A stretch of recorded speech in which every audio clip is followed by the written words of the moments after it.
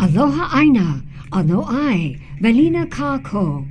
Welcome to Free Hawaii News, brought to you by the Koani Foundation, presenting Hawaiian perspectives on a broad range of topics and issues affecting the Hawaiian Islands, the Pacific, and the world.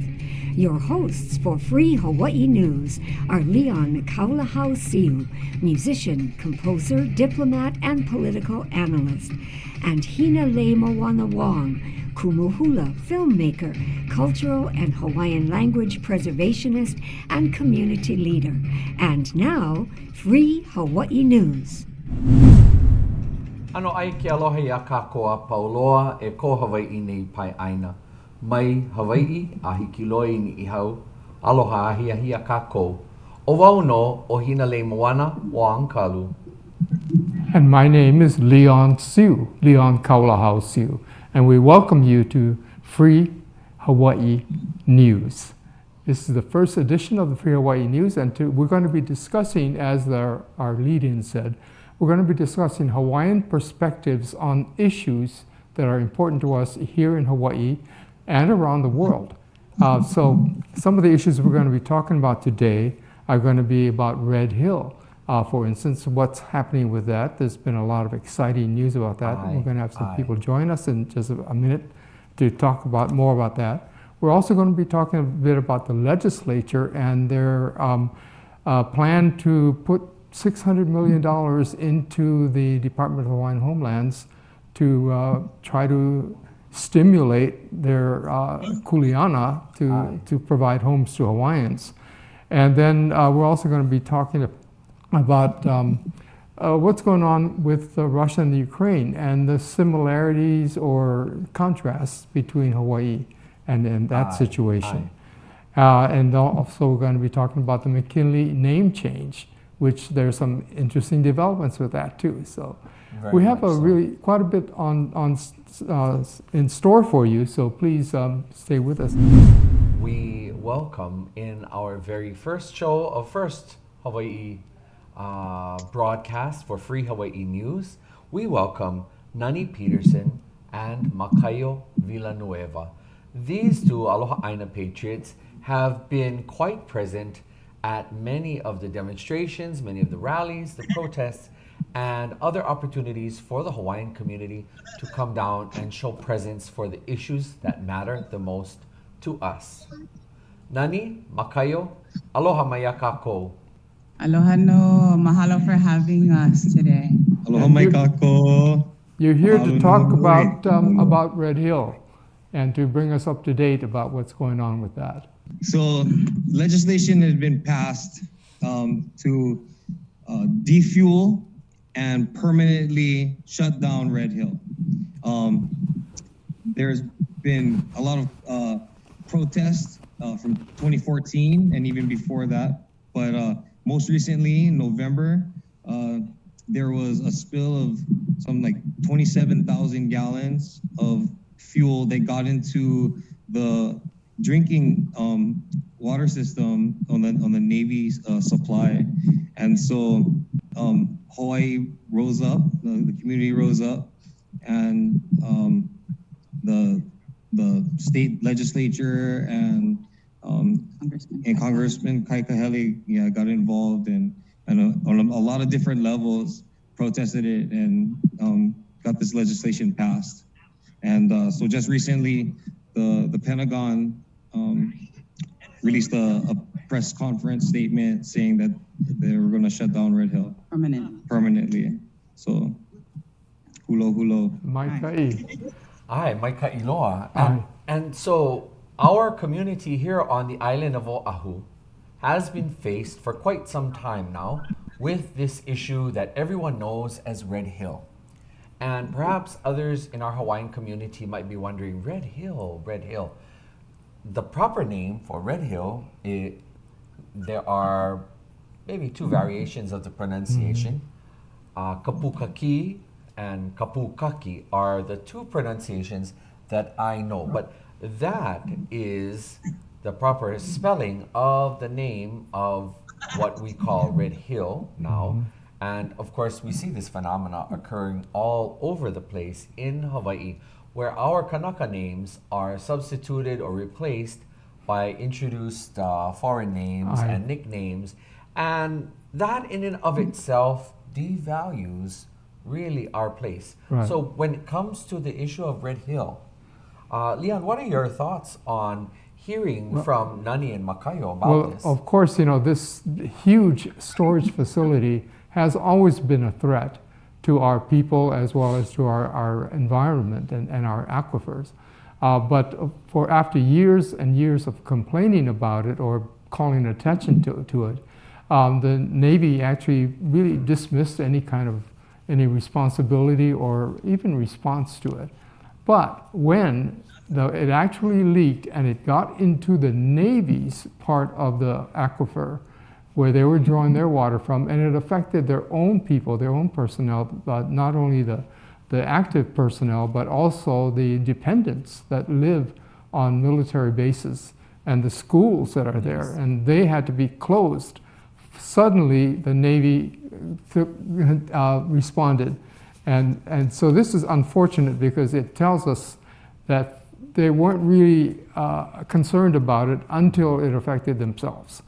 But fortunately it did, because that blew the whistle, and some of the mothers of children who were dependents from the Navy really started to complain about it and took it all the way to Washington, D.C. Yes.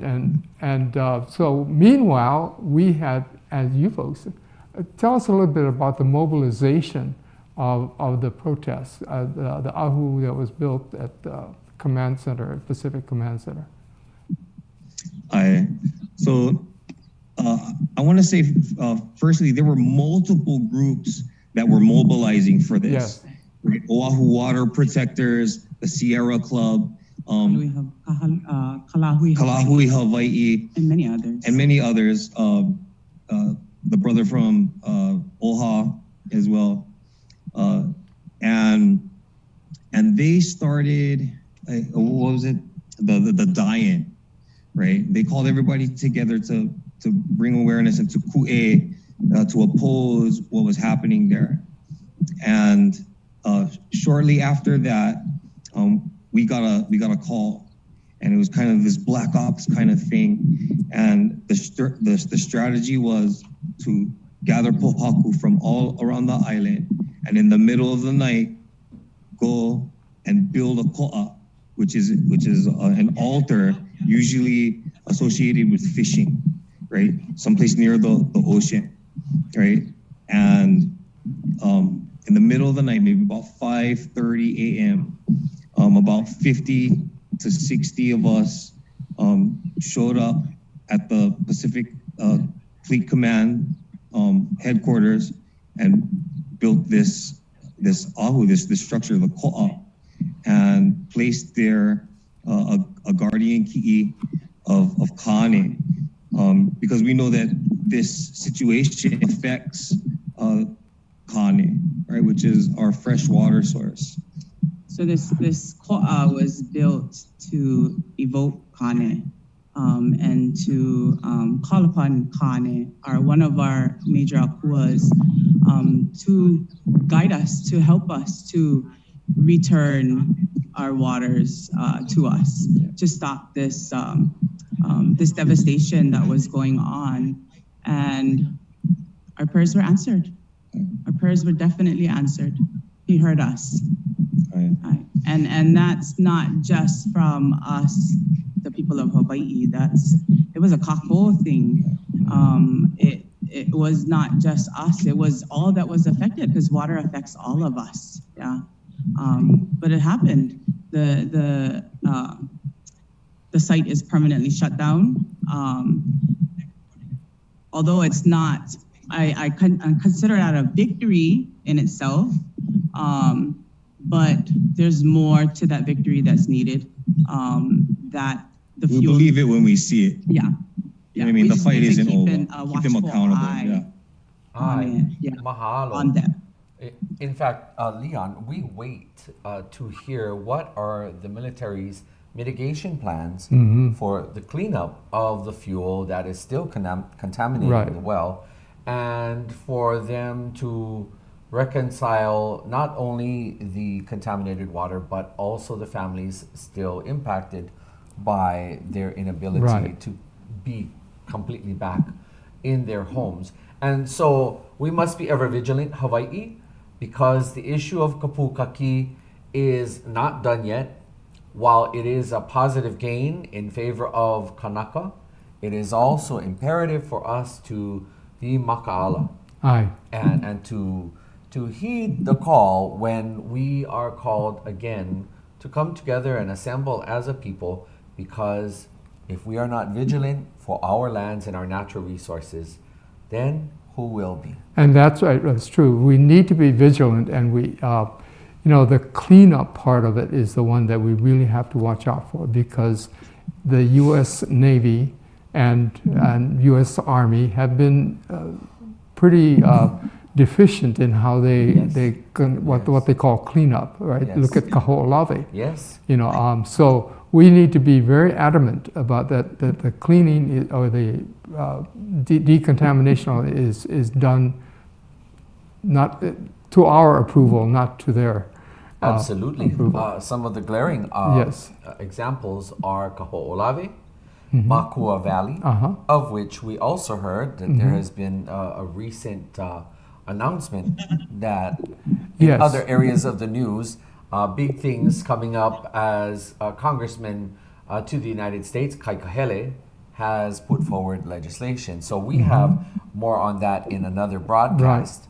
However, back to Red Hill, for our viewers out there in viewer land, once again, maka'ala, e pone a kākou e maka'ala, and we thank our members of the community, like Nani and Makayo, for their vigilance and for always coming to show up.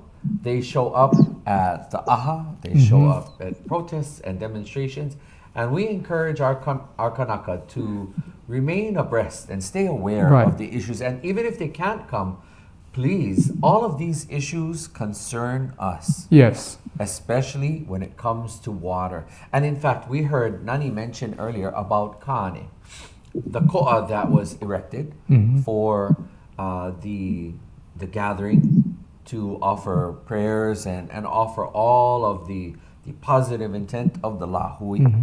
But we also invoke the name Kanaloa, because Kanaloa presides over the underground water sources. And so, when we keep abreast of what goes on in the community, we also have to learn about not only the history, but the science behind our culture that is associated. Science and religion are, in our culture, hand in hand. When we know the names Ku, Kane, Lono, Kanaloa, we know the areas that their names presided over, and we know the science that comes with Yes. it. So, So yeah, one more comment I'd like to make, and that is our activism does work. Many times our people think, oh, it's useless to do that, but we're learning, actually since Kaho'olawe and all the way up, that we have made a difference, and we have actually changed policies. We've actually affected the return of lands and things like that. So all of the ku'e and the kia'i that are out there, we just really want to mahalo you, because it's working. And it's working from the ground level, which is what's important, from the aloha aina level, because this is what's important. And this is what really drives our movement. Very much so. And in fact, it would be most appropriate to encourage our people to always remember to be pro-Kanaka, to be pro-Hawaiian and pro-Aloha Aina, not necessarily anti anything, but absolutely Yes. pro-Hawaii, pro-Aloha Aina. I would just like to say that even though it seems like we're standing for Hawaiian issues, every issue is a Hawaiian issue. If we wake up in Hawaii and drink the waters of Hawaii and eat of its lands and do business or whatever it is that we do, breathe the air, it's a Hawaiian issue. It's a sovereignty issue. It's a moral issue, and It's kuleana. kuleana. Really what it is, it's kuleana. Aye. Whether you're from this aina or not, we all have kuleana to this aina. For every issue that comes up, every situation that comes up, I think one thing that I would like to encourage everybody is, like Kumuhina said, get engaged in the happenings when you can. There's a desire out there for a lot of our people, Hawaiian and non-Hawaiian, to stand with us. Come, Helemai, come. The more of us, the stronger our voice together. Yeah, aye. Mahalo. Mahalo. Mahalo nui a olua e nani laoa o makaia no ko olua kipa ana mai a maaua ma Free Hawaii News. Mahalo anui. Ahui hoi ko aku pono. Aloha. Aloha. Aloha no. Ai, mahalo. Our next discussion we're going to have is about the $600 million that the state of Hawaii is planning to provide for the Department of Hawaiian Homelands to help to stimulate the Hawaiian Homelands assignment of homes to Hawaiian people. Yes. So this is moving through the legislature, and it should be passed. The indications are that they are going to pass this. Well, I'm sure that there's much to be said about the behind-the-scenes politics. Yes. The who, what, when, where, how, and why about how $600 million is now being allocated. And so perhaps without delving too deeply into those things, we should just be quite thankful that we actually are making some progress. It doesn't mean that we don't be maka'ala, but I think that this is a positive step in the right direction because it is clearly an immediate need and it is also going to directly serve our people. Now, the main challenge then becomes, Leon, is how the monies are managed and exactly what will be done to ensure that that $600 million translates into as many houses as possible for as many families on the list as possible. That's right. And like you say, we have to be maka'ala about that. And there are movements to put together some kind of a administrating entity to help to do that. But I want to go back a little bit more for those listeners who may not be familiar with the Department of Hawaiian Homelands and the law that was passed by Congress in 1920 to provide lands for Hawaiians to move onto so that they can be rehabilitated was the word they used, but basically reconnected to the lands that they had been disassociated from through various means. And so the intention was to get Hawaiians back on the lands, which was a very noble intention, and Prince Kuhio lobbied very strongly for that.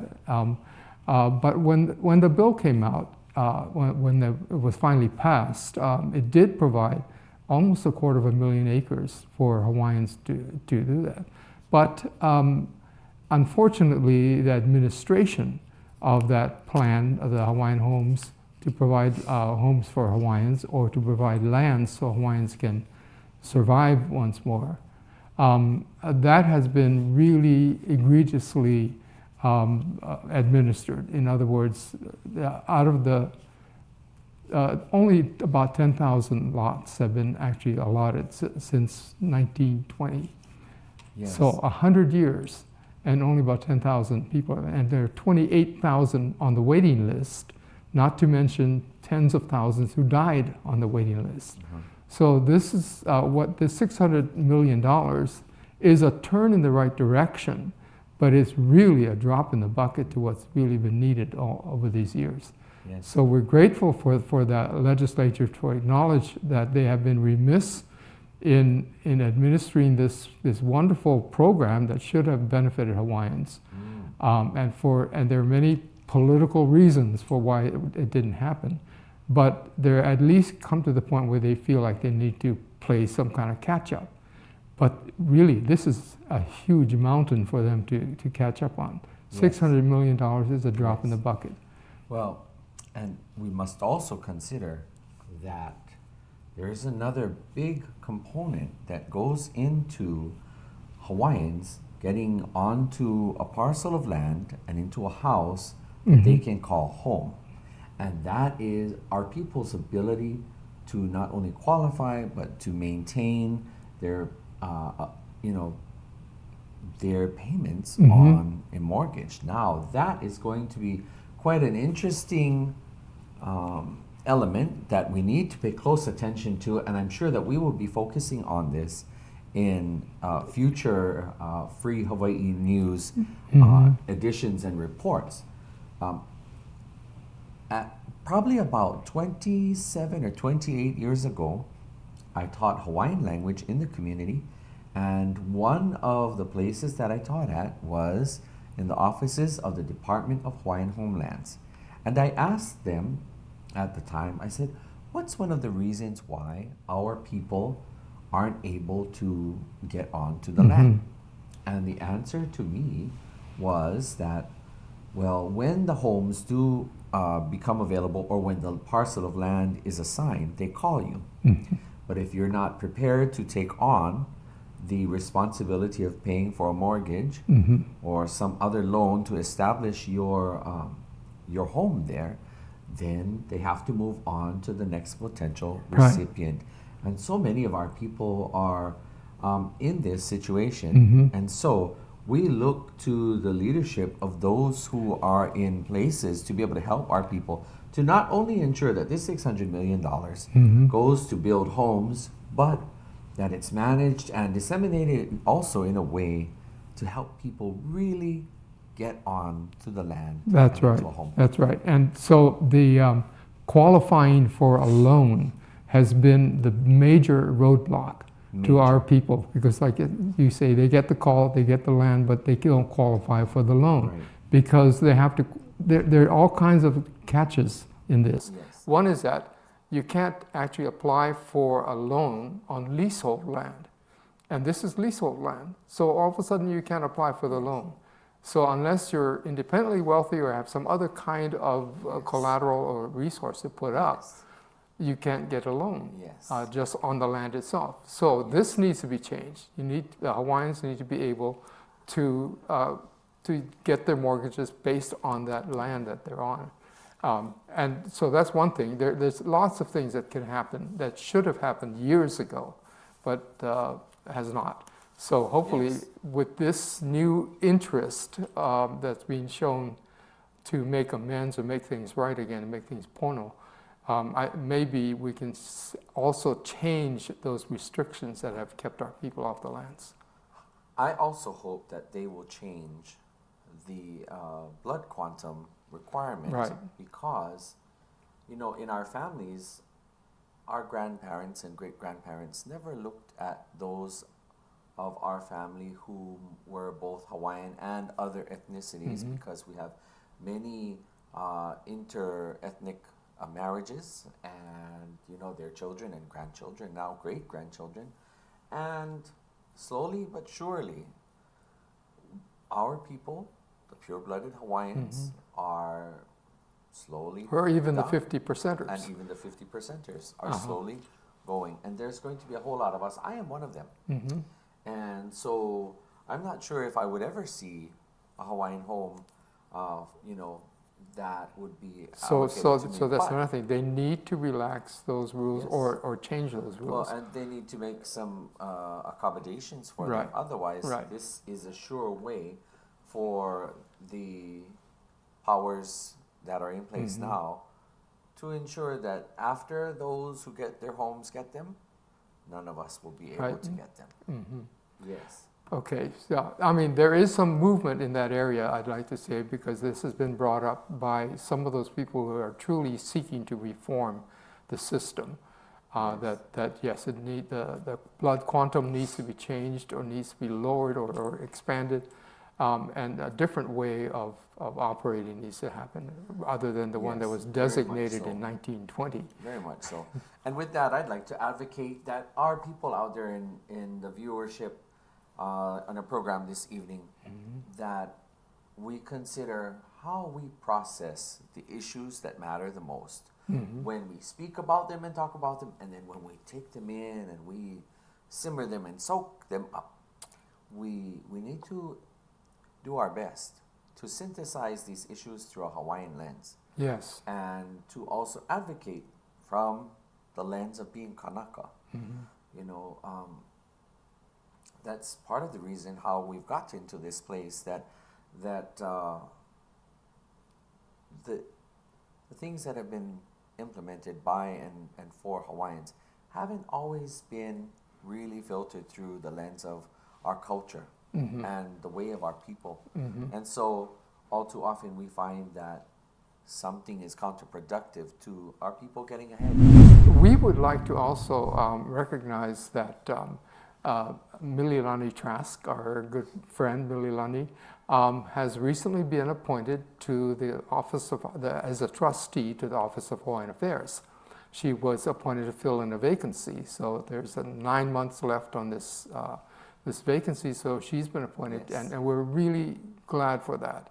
And can you describe to us what they're in her what's it called installation was? Yes, it was a very low-key affair, and we were there at the offices of OHA, Office of Hawaiian Affairs, in the hallway leading to the main boardroom, and before the portrait of Queen Lili'uokalani, the judge was there, and I had the honor of escorting and offering an oli, invoking the presence of our kupuna, our ancestors, to strengthen and fortify her road. And so, yes, I was witness to the installation of the Office of Hawaiian Affairs' latest trustee, Mililani Trask, and I believe that she's here with us this evening, yes? But we are actually the beneficiaries of the great work that Mililani did for 20 years Yes. with her Olelo program called First Friday. Aloha, everyone. I'm Mililani Trask. For many years, I was one of the co-hosts for the show known as First Friday. But today I'm here to congratulate and to thank the new team, the Free Hawaii News team coming on. You know, the legacy that we need to carry on is one of honesty. And when I look at the new team coming in, I know that they will do a good job. The Free Hawaii News service for our people and everyone in Hawaii has been ongoing for the last 16 years. They've covered everything from diversity, economic justice issues, critical cultural matters pertaining to our people, systemic racism, and what that means here in Hawaii, not only in our daily lives, but in the laws that get passed and how those laws get implemented. It's a significant obligation that Hawaii has carried forward to tell the truth, the real truth about what's happening in Hawaii. And as we look at one legacy ending with First Friday, I think we can all celebrate the fact that we're not going to really be losing these voices of Hawaiians. We're going to stay on track. And I, for one, am really looking forward to participating in the things that you all will be exploring in the future. And I want to thank you, each and every one of you, and the whole team. I'm so proud to see the torch get passed to the younger ones who have already proven themselves in their capacity. Imua Hawaiians, Imua, good job.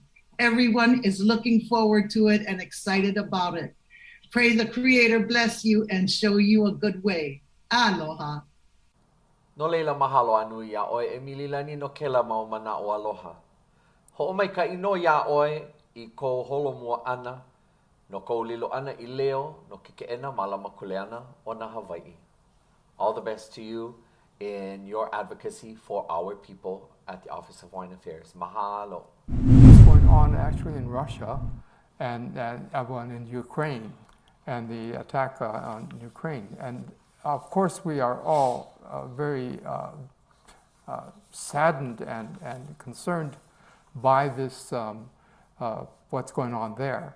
And an interesting thing that occurred recently, we actually, I want to say we also stand in solidarity with the people there that are under attack. And to some degree, we know what that's like. And recently, the Hawaii County Council, somebody called my attention to that, the Hawaii County Council was about to pass, or was planning to pass, a resolution condemning the actions by Russia against Ukraine, and which is, of course, commendable. But then the person who alerted me to this said, it seems a little strange that they would do that, but yet never mention what happened here in Hawaii. Yes, I have thought about that so many Yes, times. yes. I mean, yes, we do commiserate and we do stand with Ukraine, but again, what is the county council doing condemning something like that without even acknowledging what happened here in Hawaii? Aye. So my friend on the Big Island, I asked her to write a similar resolution. So this is the Hawaii County Council's resolution. And so I said, just look at it and then fill in USA for Russia and Hawaii for Ukraine, and see how that reads. Yes. Well, it is stunning what that can do. So what we did is that actually she has drafted the resolution and has submitted it, and we're hoping that one of the council members Yes. passes it. The idea is that they should pass a letter condemning the action of the United States prior to them condemning something like what Russia is doing. Yes. Yeah. So we can utilize this time to teach our community exactly what are the implications of what is going on around us. And so when we take the example of Russia and Ukraine and the political struggles that are occurring between two independent nation states, two countries. And so you have here, you're going to be... I'm going to be reading a paragraph or a line at a time from the County of Hawaii resolution, or the one that they're proposing, condemning Russia. Yes, and And I then you're gonna- will read the one that would pertain to Hawaii. Imagine what really could be the reality. Well, Okay. let's take it away. So here we go. Okay, so the first line is the title. A resolution supporting an independent Ukraine and condemning Russian military assault. A resolution supporting an independent Hawaiian kingdom and condemning United States assault and continued occupation. Aha. Is Aha, interesting. imagine that. Yes. Isn't this the same story? Yes. So the next line says, this is the first whereas. Whereas on February 24th, 2022, the Russian Federation, Russia, launched an unprovoked military invasion on the sovereign democratic country of Ukraine.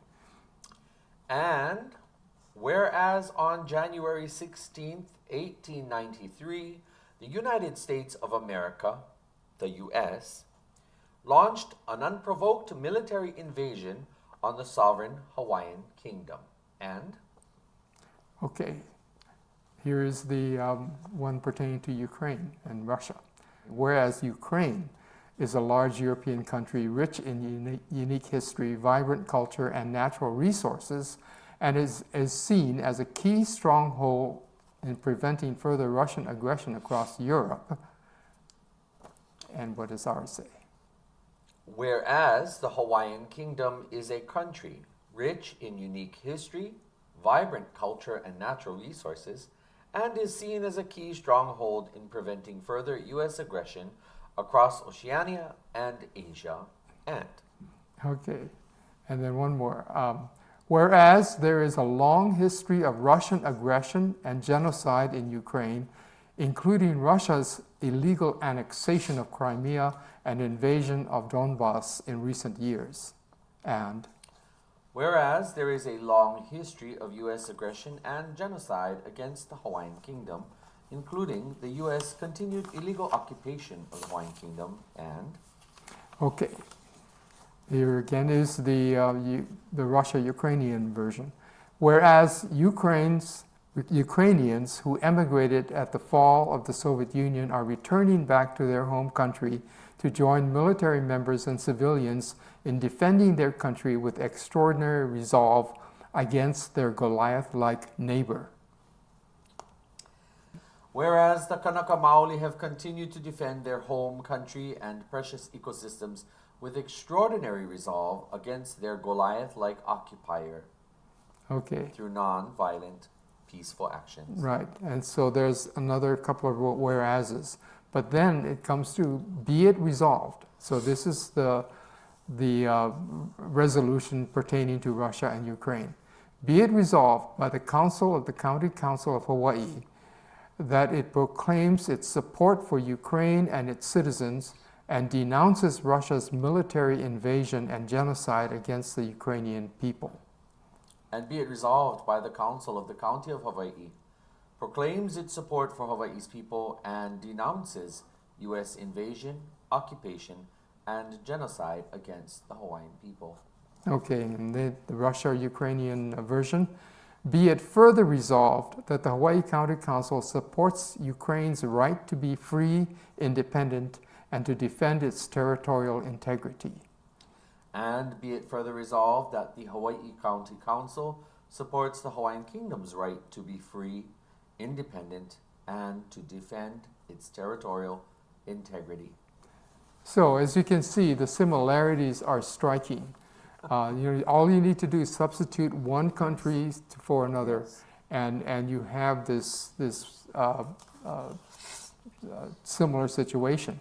So the idea is that we would ask the county council to first pass the Hawaii version, which you read, and it goes on much further, by the way. It lists a lot of things, but you get the gist of it. But we want them to pass that before they pass anything about Russia and Ukraine, not because we don't want to support Russia and Ukraine, but really to bring attention to the fact that the very same thing happened here.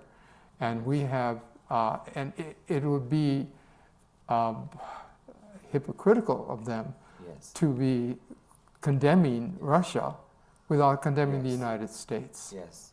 I'm sure that many of our community out there in our viewership, if they're really paying very close attention to this, they will recognize that, exactly as you said, Leon, all you have to do is switch out the names and replace it with the United States and with Hawaii, and we would see our very own history happening again.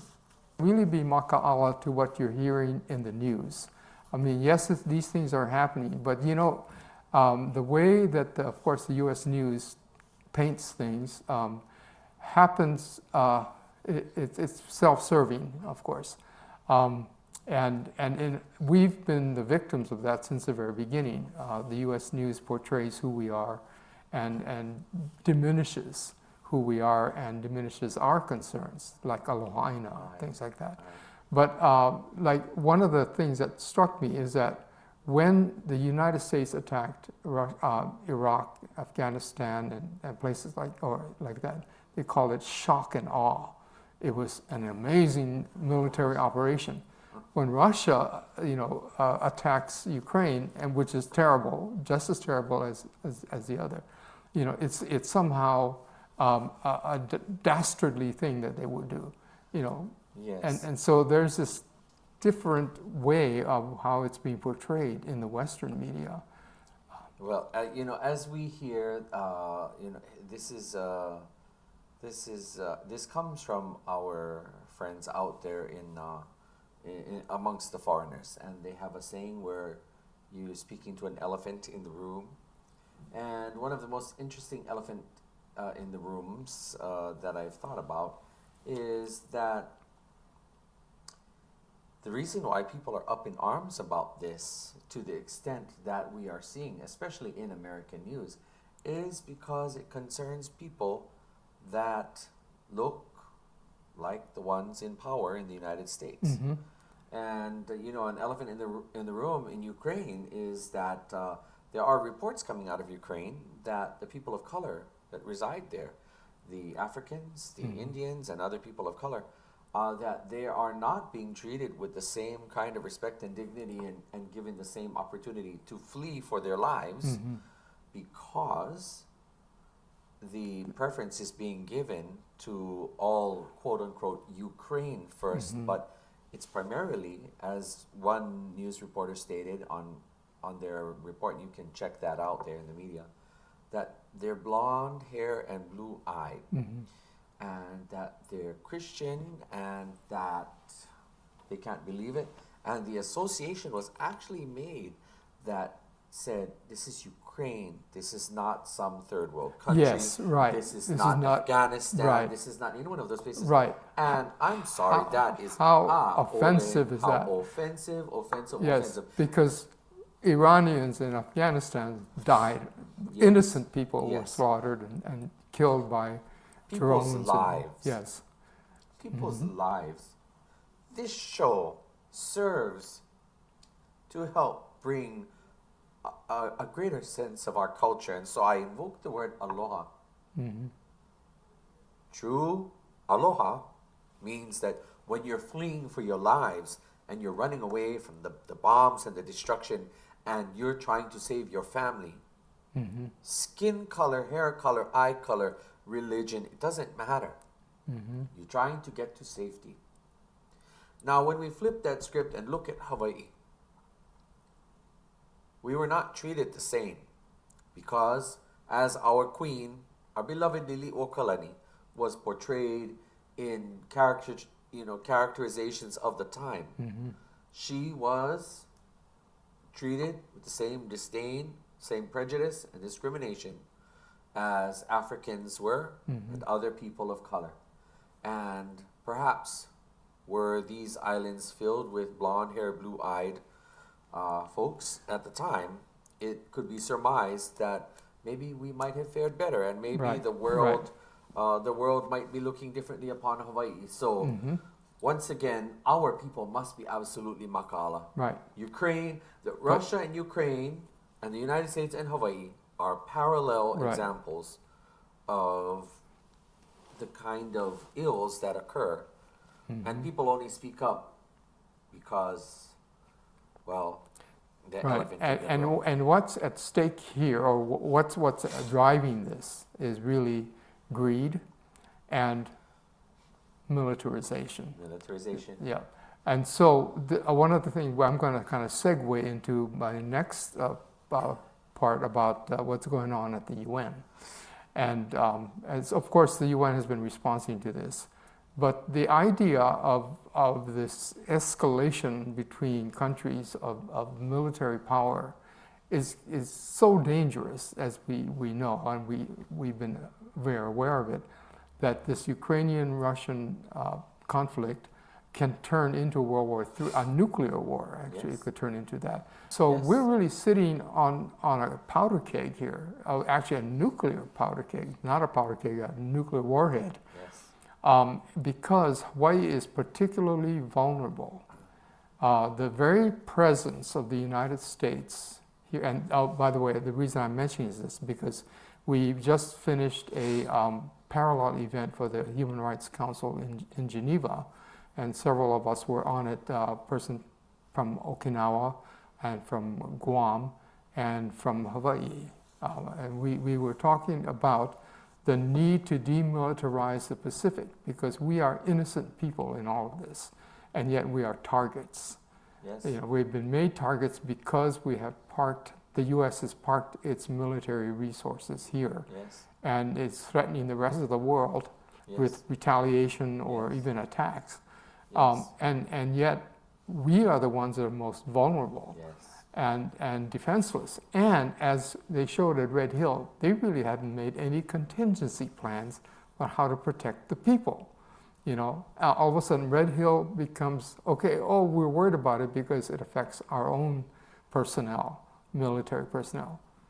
But nothing was said about protecting the Hawaiian people for the years leading up to it. So what is it in place that they have put forward to protect the Hawaiian people in the event of a nuclear war? And by the way, this is not going to be a Ukrainian type of thing where Russia would amass all these troops on the border and then march across the border. We're 2,000 miles from or 3,000 miles from our U.S.'s major adversary in the Pacific, which is China. We're 3,000 miles, so they're not going to march their troops across there. They're going to be sending nuclear missiles because it's vital for them to take out Hawaii and the Pacific Command Center here, the Indo-Pacific Command Center here. And so the very place where the Ahu was built, the Ko'a was built to challenge Red Hill. I mean, that's the target for any adversary of the United States, and they have to act decisively and in finality. I mean, it's nuclear missiles that they have to tackle. Anything less than that, then they become. So here we are sitting on the big red X in the middle of the Pacific. And so what we're calling for at the United Nations is to take action to demilitarize the Pacific, because we, the people of these islands, are not the people who have any kind of grudges or any kind of contention with the powers that be. So it's a big thing to ask, but we have to actually start making that demand. So that's what's going on at the UN regarding what we're asking the Human Rights Council to do, which is to make a strong stand about demilitarizing the Pacific Islands. We have the McKinley High School name change resolution that's introduced at the legislature. Yes. Representative Janae Capella has introduced a resolution that will encourage the Department of Education and the Board of Education to change the name. Now, she has to do it that way because the Board of Education is the one that makes the call on this. They make the final decision. But they've been reticent to do so for various reasons. And so last year, there was a similar bill, but this year, not bill, it's a resolution. This year, the resolution is much more powerful because it brings in many more facets to why the name needs to be changed. And so we have an interview that with Kainoa Azama. So when it comes down to this issue of the McKinley statue and the name change, I really got involved at a request from friends who are at the school and just individuals who are really seeking, because they were trying to change their school environment at the time. And this was when I was still in the public education system, when I was still a student.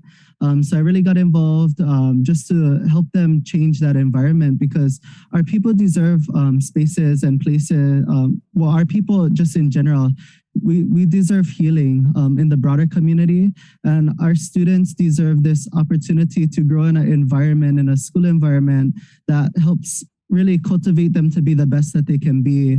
One of the conversations that was occurring in the community that really touched my heart was one of the football students who was sharing, one of the football players, he had shared that he could run fast, but when he put the jersey on, he didn't run as fast. And to me, that, you know, that breaks your heart as another Kanaka to hear it, because people need to understand that having that statue, having that school be named after the individual who caused so much pain for us, and the continuation of having the statue that purports the lie of annexation, we need that healing in order to find mutual resurgence. Because as our kupuna tell us in our Olalono Eo, Zilanaka we rise by uplifting others. So if not everybody else is able to, you know, elevate ourselves, then we don't elevate as a people. So we're really trying to find through healing our ability to move forward and find solutions. And when the issue came up in the resolution, can't remember the number off the top of my head. It might have been House Resolution 178 last year. But when that came up for me, it was a matter of, okay, so how do we take, because there's a lot of tradition that's built around this McKinley High School, you know, around the statue. They still to this day have that as senior circle. You circle the statue as part of, like, I believe it's the graduation ceremony. And my auntie, I have a few family members who are quite alumni, and they have so many stories of how deep that tradition is, because if you're not a senior and you go around, you might end up getting pushed around by the seniors. So we've, you know, even a culture of violence around this guy is still around us today. So in really just in my testimony for this issue, I was really calling for us to alter our traditions like they changed ours, of course, more forcefully. But if we change it back to Honolulu High School, one of its former names, and revitalize that name, maybe we can give the opportunity to change the school environment and the cultivation of our students in a way that's more grounding to this place. Isn't that what we're calling for? Healing and also the understanding of our need for kuleana to this place. You know, Aina teaches us so many things, and there's so many layers to this, and how changing a name can alter the conditions in which we raise our children, just in the same way that for those of us who are mahiai and we raise kalo, we know we don't change the kalo, we change the conditions of that soil, and that allows them to thrive.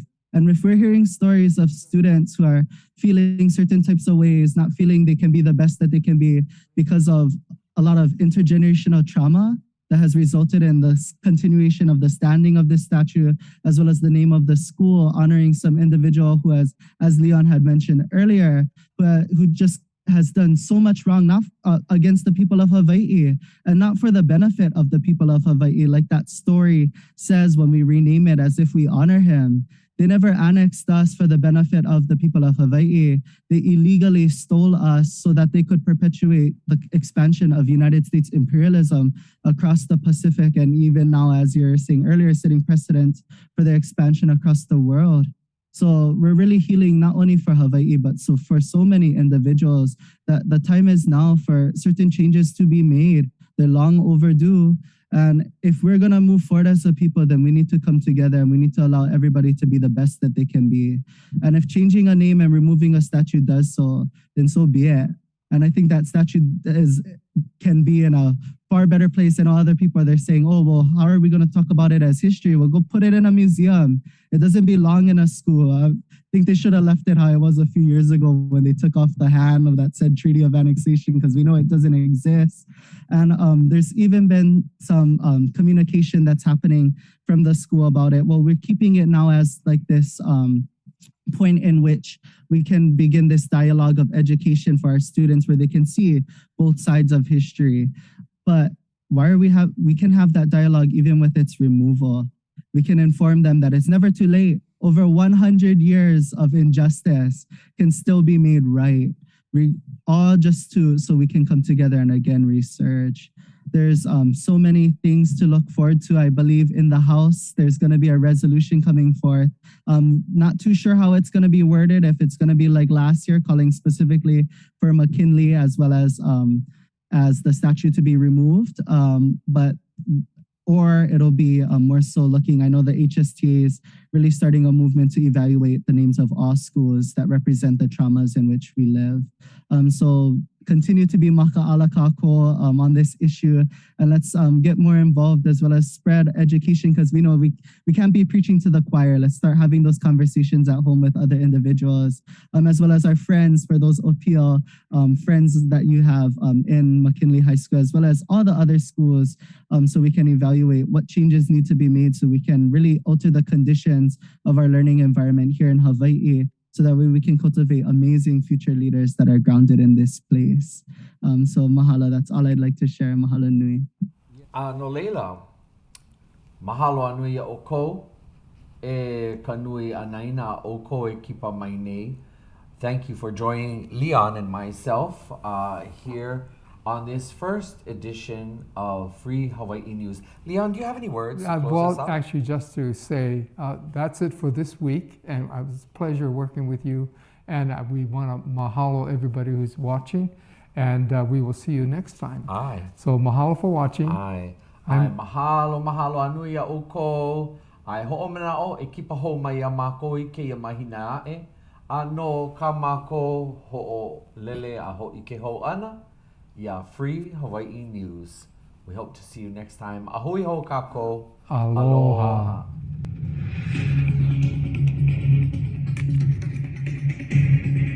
We hope you enjoyed this month's episode of Free Hawaii News. Mahalo for watching. There's a new show every month, so this program will air several more times this month. You can view it anytime on Olelo's on-demand site or on YouTube. See you next time. Ahui ho, aloha aina.